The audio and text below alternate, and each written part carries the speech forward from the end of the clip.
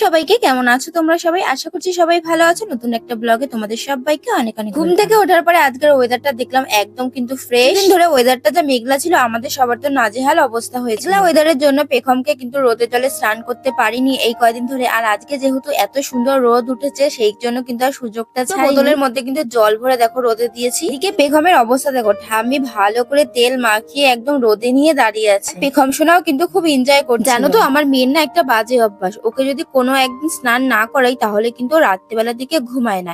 এমনিতে তো রেগুলারই ওকে স্নানটা করাই, শুধু টানা যদি পরপর কয়েকদিন ধরে বৃষ্টি হয় বা খুব ঠান্ডা থাকে তাহলে কিন্তু দুই একদিন স্কিপ করে যায়। কিন্তু অল্প করে মাথায় জল দিয়ে হালকা করে গাটা একটু স্পঞ্জ করে মুছিয়ে দিই। তাতেও কিন্তু আমার মেয়ের একদমই হয় না, মানে ওর ভালোভাবে স্নান না করলে রাত্রিবেলা একটুখানিও ঘুমায় না, ভীষণ জ্বালাতন করে। কি বলতো, ওর গরমটা না একটুখানি বেশি। কিন্তু আমি স্নানটা ঘরের মধ্যেই করাই, দরজা জানলা বন্ধ করে। স্নানটা করাতে না করাতেই দেখো একটা পার্সেল চলে আসলো, তো সেটাকে নিতে আসলাম। আর এটার মধ্যে কি আছে পরে তোমাদের সাথে শেয়ার করব। কিন্তু পেখমকে লেবুর রস খাওয়াবো। জানো তো প্রথম দিকে আমি ভেবেছিলাম যে শীতকালের মধ্যে লেবুর রস দিলে হয়তো বাচ্চাদের ঠান্ডা লাগে। ডক্টরের সাথে কথা বলার পরে উনি বলেছেন কিন্তু লেবুর রস খাওয়ালে একদমই ঠান্ডা লাগবে না, তো সেই জন্যই কিন্তু ওকে লেবুর রসটা আমি দিয়ে থাকি। এক সময় কিন্তু ওকে এক এক রকমের ফল দেওয়া হয়, কোনো দিন সবেদা, নাশপাতি, কলা, অ্যাপেল। লেবুর রসটা কিন্তু ঠাম্মি ওকে খাইয়ে দিচ্ছিল, ও দেখো কতটা এনজয় করে খাচ্ছে। জানো তো ইদানিং না সকালের খাবারটা খেতে খেতে আমার একটু লেট হয়ে যাচ্ছে। আজকে কিন্তু সকালের খাবারে ছিল রুটি, আলু ভাজা। যাদের যাদের ঘরে বাচ্চা আছে তোমরা তো অবশ্যই জানো যে একটা বাচ্চা ঘরে থাকলে তার কিন্তু প্রচুর কাজ থাকে। ঘুম থেকে ওঠা মাত্রই কিন্তু ফিডিং বোতল থেকে শুরু করে সমস্ত কিছু গরম জলে ফুটিয়ে রাখতে হয়। টাইম টু টাইম খাওয়ানো, ওর খেয়াল রাখা, জামা কাপড়। তার মধ্যে তো পেখম সোনা আমাদেরকে একটুও কাজ করার সময় দেয় না। আসলে আমি বলতে চাইছি আমার মেয়ের ঘুমটা কিন্তু ভীষণই পাতলা। দিনের বেলার দিকে তো একটুও ঘুমাতে চায় না, যদিও বা ঘুমিয়ে থাকে তাহলে কিন্তু ওই 20 থেকে 25 মিনিটের মতোই ঘুমায়, তার বেশি কিন্তু আর ঘুমায় না। যদি কেউ ওর পাশে থাকে তাহলে কিন্তু অনেকক্ষণ ঘুমায়। এবার আমাদের তো আর সেই সময়টা আর হয় না যে সব সময় কাজবাজ ফেলে রেখে ওর সাথে ঘুমিয়ে পড়বো। অনেকটা অ্যাডজাস্ট করেই কিন্তু আমাদের কাজবাজ গুলো কমপ্লিট করে নিই। দুপুর বেলায় মেয়েকে কিন্তু আজকে খাওয়াবো সবজি পিউরি। এটা কিন্তু আজকে আমি বানাইনি, এটা বানিয়েছে ওর ঠাম্মি। আমি যখন করি তখন কিন্তু সবজিগুলো টুকরো টুকরো করে কেটে সেদ্ধ করে নিই, আর ওর ঠাম্মি যখন বানায় তখন কিন্তু সবজিগুলোকে ভালো করে ঘষে নিয়ে নাকি ওর ঠাম্মির সুবিধা হয়। আপাতত কিন্তু ওকে আমি স্টিলের চামচে করেই খাওয়ার জন্য কিন্তু আমি চামচ অর্ডার দিয়েছি, তো যখন আসবে তখন থেকে কিন্তু ওকে ওই চামচে করেই খাওয়ানো শুরু করব। কি ব্র্যান্ডের চামচ আমি নিয়েছি সেটা তোমাদের নেক্সট ভিডিওতে শেয়ার করে দেব। দেখো আমার এতটাই দুষ্টু হয়েছে, দেখো কতটা সবজি পিউরি বাটিতেই রয়ে গেছে, এইটুকু কিন্তু আরো খাই। আর আমিও আর জোর করলাম না।